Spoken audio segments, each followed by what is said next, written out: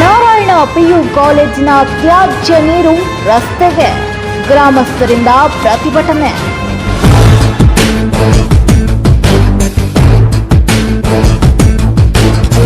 ಹೋಗ ಬರೋರಿಗೆಲ್ಲ ಫುಲ್ಲು ತೊಂದರೆ ಆಗುತ್ತೆ. ಏನಿದೆ ಇದು ಎಂಟಗಾಳಿ ಪಂಚಾಯತಿಗೆ ಸೇರಿದಂಥ ನಾರಾಯಣ ಕಾಲೇಜ್ ಅಂತ ಇರೋದು. ತಾಲೂಕಿನ ಪ್ರತಿಷ್ಠಿತ ನಾರಾಯಣ ಪಿಯು ಕಾಲೇಜು ಸಂಸ್ಥೆಯು ತ್ಯಾಜ್ಯ ನೀರನ್ನು ರಸ್ತೆಗೆ ಬಿಡುತ್ತಿರುವುದನ್ನು ಖಂಡಿಸಿ ಸ್ಥಳೀಯ ಗ್ರಾಮಸ್ಥರು ಕಾಲೇಜು ಎದುರು ತೀವ್ರ ಪ್ರತಿಭಟನೆ ನಡೆಸಿದರು. ನೆಲಮಂಗಲ ತಾಲೂಕಿನ ಎಂಟಗಾನಹಳ್ಳಿ ಗ್ರಾಮ ಪಂಚಾಯಿತಿ ವ್ಯಾಪ್ತಿಯಲ್ಲಿರುವ ಈ ಕಾಲೇಜಿನ ವರ್ತನೆಯಿಂದ ಗುರುವನಹಳ್ಳಿ ವಸಂತನಗರದ ಗ್ರಾಮಸ್ಥರು ಆಕ್ರೋಶಗೊಂಡರು.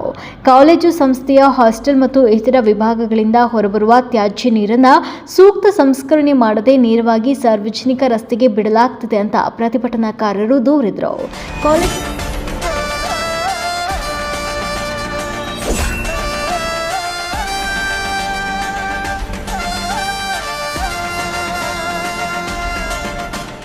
ಕಾಲೇಜು ಆಡಳಿತ ಮಂಡಳಿಯು ಈ ಕೃತ್ಯಕ್ಕಾಗಿ ಹಿಂದೆ ಇದ್ದ ರಾಜ ಕಾಲುವೆಯನ್ನೇ ಮುಚ್ಚಿ ಹಾಕಿ ತ್ಯಾಜ್ಯ ನೀರು ಹರಿಯಲು ದಾರಿ ಮಾಡಿಕೊಟ್ಟಿದೆ ಅಂತ ಗ್ರಾಮಸ್ಥರು ಆರೋಪಿಸಿದರು. ಇದರಿಂದಾಗಿ ಇಡೀ ರಸ್ತೆಯಲ್ಲಿ ತ್ಯಾಜ್ಯ ನೀರು ನಿಂತು ಕೊಳಕುಮಯ ವಾತಾವರಣ ನಿರ್ಮಾಣವಾಗಿದೆ.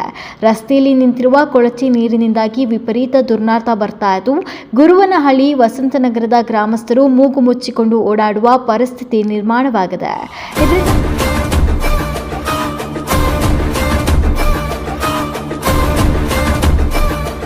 ಇದು ನೆಲಮಂಗಲದಿಂದ ಬರುವಾಗ ನಾರಾಯಣ ಕಾಲೇಜ್ ಅಂತ ಇಲ್ಲಿ ಕಾಲೇಜ್ ಇದೆ. ಇಲ್ಲಿ ಹೋಗೋ ಬರೋರಿಗೆಲ್ಲ ಫುಲ್ಲು ತೊಂದರೆ ಆಗುತ್ತೆ. ಪಿಟ್ಗುಂಡಿ ನೀರು ಮತ್ತು ಈ ಒಳಚರಂಡಿ ನೀರು ಎಲ್ಲ ರೋಡಿಗೆ ಬಿಟ್ಟವ್ರೆ. ಒಬ್ಬರು ತಿರುಗಾಡೋಕ್ಕಾಗ್ತಿಲ್ಲ. ಅದರಲ್ಲಿ ಕಾಯಿಲೆ ಉಂಟಾಗುತ್ತೆ ಅಂತ ನಮಗೆಲ್ಲ ಗೊತ್ತಾಗಿದೆ. ಮುಂದೆ ನೀರು ಬಿಟ್ಬಿಟ್ಟವ್ರೆ. ರಾಜಕಾಲುವೆ ಎಲ್ಲ ಇದೆ, ಅದೆಲ್ಲ ಮುಚ್ಚಿಬಿಟ್ಟು ಈಗ ರೋಡಲ್ಲೇ ಬಿಟ್ಬಿಟ್ರೆ ಯಾರು ತಿರುಗಾಡೋಕ್ಕಾಗ್ತಿಲ್ಲ. ರಾಜಕಾಲುವೆ ಇದೆ, ಅದಕ್ಕೂ ತಿರುಗಿಸಿಲ್ಲ ಇವರು ಒಳೊಳಗೆ ಏನೋ ಮಾಡ್ಕೊಂಡವ್ರೆ, ಅದೆಲ್ಲ ಮುಚ್ಚಿಸ್ಬಿಟ್ಟವ್ರೆ. ಈಗ ರೋಡಲ್ಲಿ ಬರ್ತಾ ಇದೆ, ಮತ್ತು ಊರೊಳಗೆ ನೀರು ನುಗ್ತಾವೆ. ಹೌದು, ರಾಜಕಾಲುವೆ ಇದೆ, ಅದು ಮುಚ್ಚಿಬಿಟ್ಟವ್ರೆ. ಮತ್ತು ಫ್ಯಾಕ್ಟ್ರಿನೂ ಇದು ಕಾಂಪೌಂಡ್ ಕಟ್ಬಿಟ್ಟವ್ರೆ. ಇದು ಒಳಗೊಳಗೆ ಏನೋ ಮಾಡಿದ್ದಾರೆ. ಅದನ್ನು ಈ ರಚ್ ನೀರು ಮತ್ತು ಒಳಚರಂಡಿ ನೀರೆಲ್ಲ ರೋಡಲ್ಲೇ ಹೋಗ್ತಾ ಇವೆ. ಯಾರು ತಿರುಗಾಡೋಕ್ಕಾಗ್ತಿಲ್ಲ. ಎಲ್ಲ ಸ್ಮೆಲ್ಲಾಗಿ ಮೂಗು ಮುಚ್ಕೊಂಡ್ರೂ ಆಗ್ತಿಲ್ಲ. ಆದರೆ ಎಲ್ಲ ಸ್ಕೂಲ್ ಮಕ್ಕಳು ಅವರು ಇವರು ತಿರುಗಾಡ್ತಿದ್ದಾರೆ. ಎಲ್ಲ ಕಾಯಿಲೆ ಬೇರೆ ಬರ್ತಾ ಇದೆ ನಮ್ಮೂರಲ್ಲಿ. ಆ ಮಕ್ಕಳಲ್ಲಿ ರೋಡಲ್ಲಿ ಮತ್ತು ಗುರುನಳ್ಳಿ ತಿರುವಿನಲ್ಲಿ ಫುಲ್ ಒಳಚರಂಡಿ ಎಲ್ಲ ನಿಂತ್ಕೊಂಡ್ಬಿಟ್ಟವು ನೀರು.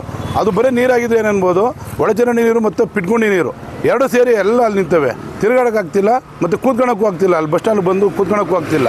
ಇದನ್ನು ನಾರಾಯಣ ಕಾಲೇಜವರು ಇದನ್ನು ಸರಿಪಡಿಸಬೇಕು ಅಂತ ನಾವು ಕೇಳ್ಕೊಂತಿದ್ದೀವಿ. ಮಲ್ಲೇಶ್ ಅಂತ, ಕೆ ಮಲ್ಲೇಶ್ ಅಂತ. ಇದರಿಂದ ಸಾಂಕ್ರಾಮಿಕ ರೋಗಗಳು ಹರಡುವ ಭೀತಿ ಎದುರಾಗಿದೆ. ಗ್ರಾಮಸ್ಥರು ಕಾಲೇಜು ಆಡಳಿತ ಮಂಡಳಿಗೆ ಹಲವು ಬಾರಿ ಮನವಿ ಮಾಡಿದರೂ ಕೂಡ ಪ್ರಯೋಜನವಾಗದ ಕಾರಣ ಇಂದು ಕಾಲೇಜಿನ ಗೇಟ್ ಮುಂಭಾಗದಲ್ಲಿ ಪ್ರತಿಭಟನೆ ನಡೆಸುವ ಮೂಲಕ ಆಕ್ರೋಶ ವ್ಯಕ್ತಪಡಿಸಿದ್ದಾರೆ. ಏನಿದೆ ಇದು ಎಂಟಗಾಳಿ ಪಂಚಾಯತಿಗೆ ಸೇರಿದಂಥ ನಾರಾಯಣ ಕಾಲೇಜ್ ಅಂತ ಇರೋದು. ಇಲ್ಲಿಂದ ಕಾಲೇಜಿಂದ ಬಂದಂಥ ಕೊಳಚೆ ನೀರು ಹಾಗೂ ಒಳಗಡೆ ಯೂಸ್ ಮಾಡುವಂಥ ಮೋರಿ ನೀರೆಲ್ಲನೂ ಮೋರಿಗೆ ಸರಿಯಾಗಿ ನೆಟ್ಟಿಗೆ ಮೋರಿ ಮಾಡ್ದಂಗೆ ಈ ನೀರನ್ನ ರಸ್ತೆಗೆ ಬಿಟ್ಟಿದ್ದಾರೆ. ರಸ್ತೆಯಲ್ಲಿ ಹೋಗುವಂಥ ಹೆಣ್ಮಕ್ಳು ಇಲ್ಲಿ ಬಸ್ ವ್ಯವಸ್ಥೆ ಇಲ್ಲದೆ ನಡ್ಕೊಂಡು ಹೋಗ್ಬೇಕು.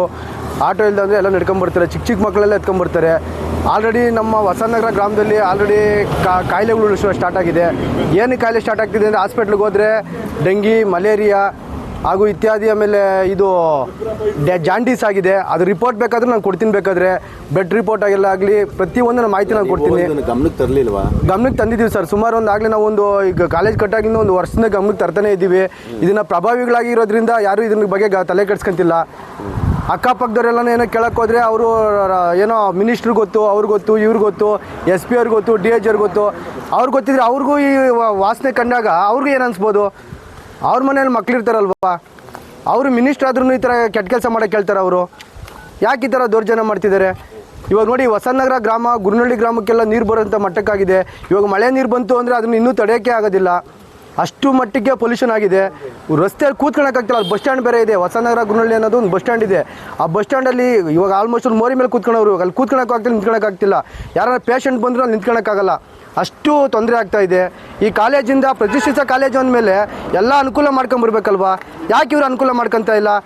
ಯಾಕೆ ಪಂಚಾಯತಿ ಟ್ಯಾಕ್ಸ್ ಕಟ್ಟೋದಿಲ್ವಾ? ಇವರಿಂದ ಏನು ಅನುಕೂಲ ಆಗಲ್ವಾ? ಇಷ್ಟು ಬಂಡವಾಳ ಹಾಕಿದವರು ಒಂದು ಮೋರಿ ಮಾಡ್ಸೋಕೆ ಹೋಗ್ತಾ ಇರೋದು ಅಲ್ಲಿ ಇವರಿಗೆ. ಯಾಕೆ ಇವ್ರಿಗೇನು ಅದು ಅನುಕೂಲನೇ ಇರಲ್ವ? ಇವರಿಗೆ ಕೋಟ್ಯಾಂತರ ರೂಪಾಯಿ ಬಂಡವಾಳ ಹಾಕಿದವ್ರಿಗೆ ರಸ್ತೆ ಮಾಡಬೇಕು ಅನುಕೂಲ, ಅವ್ರಿಗೆ ಈ ಜವಾಬ್ದಾರಿ ಇಲ್ಲ ಅಂದರೆ ಯಾಕೆ ಈ ಥರ ಎಲ್ಲ ಮಾಡ್ತಿದ್ದಾರೆ? ಜನಗಳಿಗಿನ್ನ ಕಾಯಿಲೆ ಬರಬೇಕು ಅಂತನಾ? ಯಾಕಂದ್ರೆ ಇವರು ಮಕ್ಕಳು ಎಲ್ಲ ಓದ್ತಿರಲ್ವಾ, ಅವ್ರಿಗೂ ಕಾಯಿಲೆ ಬಂದರೆ ಯಾರು ನೋಡ್ತಾರೆ? ಇದಕ್ಕೆ ಹೊಣೆ ಯಾರು? ಗೌರ್ಮೆಂಟ್ ಹಾಸ್ಪಿಟ್ಲ್ ಇರ್ಬೋದು, ಗೌರ್ಮೆಂಟ್ ಹಾಸ್ಪಿಟಲ್ ಎಲ್ಲ ಟ್ರೀಟ್ಮೆಂಟ್ ಕೊಡ್ಬೋದು, ಆದ್ರೂ ಇವ್ರು ಮಾಡ್ತಿರೋ ಕೆಲಸ ಕೆಟ್ಟದೆ ಅಲ್ವಾ? ಇದು ನಮಗೆ ತುಂಬ ಅನಾಗ್ತಾ ಇದೆ. ಇಲ್ಲಿ ಏನು ಹಿಂದೆಗಡೆ ಕಾಣ್ತಾ ಇದೆ ಈ ಪ್ರತಿಷ್ಠಿತ ಒಂದು ನಾರಾಯಣ PU ಕಾಲೇಜ್ ಅಂತ ಏನಿದೆ, ಇವರು ವೈಜ್ಞಾನಿಕವಾಗಿ ಕೊಚ್ಚೆ ನೀರನ್ನ ಎಲ್ಲ ರೋಡಿಗೆ ಬಿಟ್ಟು ಮೋರಿಲಿ ಬಿಟ್ಟು ಇದು ತುಂಬ ತೊಂದರೆ ಆಗ್ತಾ ಇದೆ. ಸಾರ್ವಜನಿಕರಿಗೆ ಇದರಿಂದ ರೋಗ ಎಲ್ಲ ಬಂದು ತುಂಬ ತೊಂದರೆ ಆಗ್ತಾ ಇದೆ. ಇವರು ಯಾವುದೇ ರೀತಿ ಇದು ಮಾಡ್ತಿಲ್ಲ. ಏನಾದರೂ ಇವ್ರ ಹತ್ರ ಹೋಗಿ ಏನಾದರೂ ಸಮಸ್ಯೆ ಆಗ್ತಾ ಇದೆ ಅಂತ ಕೇಳಿದ್ರೆ ನಾವು SP ಕಂಪ್ಲೇಂಟ್ ಕೊಡ್ತೀವಿ, ಮಿನಿಸ್ಟ್ರಿಗೆ ಹೇಳ್ತೀವಿ ಅಂತಾರೆ. SP ಇವ್ರಿಗೆಲ್ಲ ಬಂದು SP ಆಗಲಿ ಒಬ್ಬ ಇದರಲ್ಲಿರೋವಂಥವ್ರು ಒಬ್ಬ ಮಿನಿಸ್ಟ್ರ್ ಆಗಲಿ ಬಂದು ಇವ್ರಿಗೆ ಅವೈಜ್ಞಾನಿಕವಾಗಿ ನೀರನ್ನ ಇದಕ್ಕೆ ಬಿಡು ಅಂತ ಯಾರೂ ಹೇಳಿರಲ್ಲ. ಇವರು ಒಳಗಡೆ ಅದನ್ನು ಪ್ಯೂರಿಫೈ ಮಾಡಿ ಇವ್ರು ಒಳಗಡೆ ಯೂಸ್ ಮಾಡಬೇಕು, ರೂಲ್ಸ್ ಇರೋದು ಆ ಥರ. ಬಟ್ ಇವರು ತಗೊಂಬಂದು ರೋಡಿಗೆ ಬಿಟ್ಟು ಇವತ್ತು ಸಾರ್ವಜನಿಕರಿಗೆ ತೊಂದರೆ ಕೊಡ್ತಾಯಿದ್ದಾರೆ. ಮುಂದೆ ಇರೋವಂಥ ನಮ್ಮ ಗ್ರಾಮ ಆದಂಥ ವಸಂತ ನಗರ ಗುರುನಹಳ್ಳಿ ಗ್ರಾಮಕ್ಕೆ ನೀರೆಲ್ಲ ಇಲ್ಲಿಂದ ನೀರು ಬಂದು ಅಲ್ಲಿಗೆ ಬಂದು ತುಂಬ ಕಾಯಿಲೆ ಎಲ್ಲ ಜಾಸ್ತಿ ಆಗ್ತಾಯಿದೆ. ಅಲ್ಲಿ ಓಡಾಡೋಕ್ಕಾಗ್ತಿಲ್ಲ, ತುಂಬ ವಾಸನೆ. ಅದರಿಂದ ಇದು ಎಂಟಗಳ್ಳಿ ಪಂಚಾಯತಿಗೆ ಬರ್ತದೆ. ಬಟ್ ಅವ್ರು ಯಾವುದೇ ರೀತಿ ಕ್ರಮ ಕೈಗೊಳ್ತಾ ಇಲ್ಲ.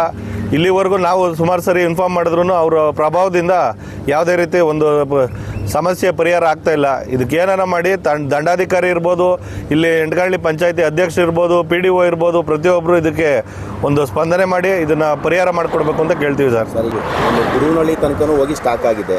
ಸುಮಾರು ದಿವಸದಿಂದ ಈ ರೀತಿ ಸಮಸ್ಯೆ ಇದೆ. ಯಾರ ಗಮನಕ್ಕೂ ನೀವು ತರಲಿಲ್ವಾ? ಸರ್, ಎಲ್ಲರ ಗಮನಕ್ಕೂ ಬಂದೈತೆ. ಇವ್ರ ಪ್ರಭಾವದಿಂದ ಇವ್ರು ಯಾವುದೇ ರೀತಿ ಒಂದು ಸಹಕಾರ ನೋಡ್ದಂಗೆ ಇವರು ಒಳಗೇನೆ ಏನೇನು ಅಡ್ಜಸ್ಟ್ಮೆಂಟ್ ಮಾಡ್ಕೊಂತಾರೋ ಗೊತ್ತಿಲ್ಲ, ಮಾಡ್ಕೊಂಡು ಎಲ್ಲರಿಗೂ ತೊಂದರೆ ಕೊಡ್ತಾ ಇದ್ದಾರೆ.